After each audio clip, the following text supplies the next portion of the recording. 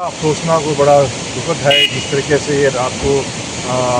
5 जाने जो है एक ही परिवार के लिए जो लोग किस तरीके से वो रात को सोए और सुबह जो है उनकी हमें ये बिल्कुल अफसोसनाक खबर मिली कि 5 जाने जो है इसमें ज़ाया हो गई हैं इस क्लाउड बस में। और आप देखेंगे कि क्लाउड बस एक रूटीन फिनोमेना बनते जा रहा है, खासकर रामबन में। आप पिछले अप्रैल में हुआ हमारा हादसा हुआ जब 3 लोग जाने चले गई, आज फिर यहाँ रामबन में हुआ है। इवन रियासी में जो है एक ही परिवार के 7 लोग चले गए हैं। तो ये कुदरती आफत जो है तो है ही है, लेकिन कहीं ना कहीं अब हमें सचेत भी होना पड़ेगा और अपनी प्रोग्राम और पॉलिसीज़ को देखना पड़ेगा कि जिस अंधा डेवलपमेंट हम कर रहे हैं क्या वो सस्टेनेबल है, क्या वो वाकई डेवलपमेंट की हमें इस किस्म की जरूरत है जहाँ हमने अंधाधुंध पेड़ों की कटाई कर रहे हैं, पहाड़ों को काट रहे हैं, नेचर के साथ जो जिस तरीके से खिलवाड़ हम खुद कर रहे हैं उसका हमको ये भुगतान जो है आम गरीब आदमी को झेलना पड़ रहा है। तो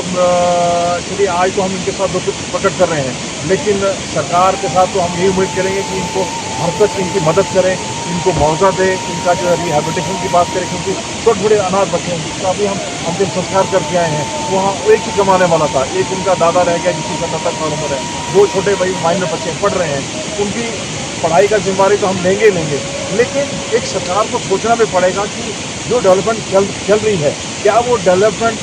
नेचर के साथ मिलकर चल रही है कि नहीं चल रही है, कि बिल्कुल हम अपने आप को ही तबाही करने जा रहे हैं। तो ये ग्लोबल वार्मिंग का सिग्नल है, ये अभी भी हमको ऊपर वाला सिग्नल दे रहा है कि हमें संभलना चाहिए। अगर हम यही हाल रहा तो आने वाला दिन जो है वो मतलब कि रामबन ही नहीं पूरे जम्मू कश्मीर हिंदुस्तान ये दुनिया के लिए खतरा है कि ये खतरे की घंटी बज चुकी है। सरकार जो देती है चाहे वो SDRF का कुछ उनमें कुछ 1 लाख समथिंग होता है, और फिर चीफ मिनिस्टर फंड ने जो है अभी तक कोई डिक्लेयर नहीं किया है, हम उनसे भी डिक्लेयर करेंगे कि इनको भी कोई भरसक प्रयास हो। तो मैं जो अपना तरीके का है मैं भी देखता हूँ कि कितना लॉस हुआ है, तो उसी अकॉर्डिंगली चाहे वो मकानों के लिए है मैं उसमें जो अपने जो मेरे पास CDF है उसमें मैं देने की पूरी कोशिश करूँगा। इनको चाहे बच्चों की पढ़ाई का भी हो, जो भी चीज़ें मुझे देनी पड़ेगी मैं असेसमेंट के बाद जरूर देंगे। हाल ही में देखा गया रामबन में, अब मैं उस पर वो एक राजनीतिक बात हो जाएगी कि क्यों नहीं किया, लेकिन करना चाहिए।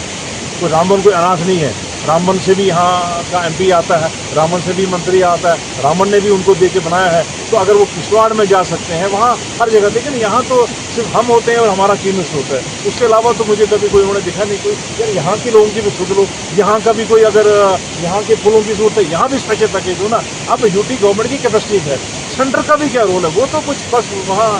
ट्वीट और इसके अलावा तो कुछ नज़र नहीं आता है। तो मैं लेकिन आज मैं कुछ ज़्यादा बोलूँगा नहीं उन पर, लेकिन ज़रूर वक्त आने पर हम सेंटर से भी कोई उनसे भी मांग करेंगे और उनको भी कटघरे में खड़ा करेंगे। भाई आपकी भी जिम्मेदारी बनती है, ये सिर्फ UT गवर्नमेंट की जिम्मेदारी नहीं है, सिर्फ यहाँ के लोकल MLA की जिम्मेदारी नहीं है, यहाँ के MP की मंत्री उनकी भी जिम्मेदारी है ना, उन्होंने भी कुछ देना है। तो मान लें मेरा यही है कि ट्वीट से थोड़ा आगे चल के यहाँ लोगों को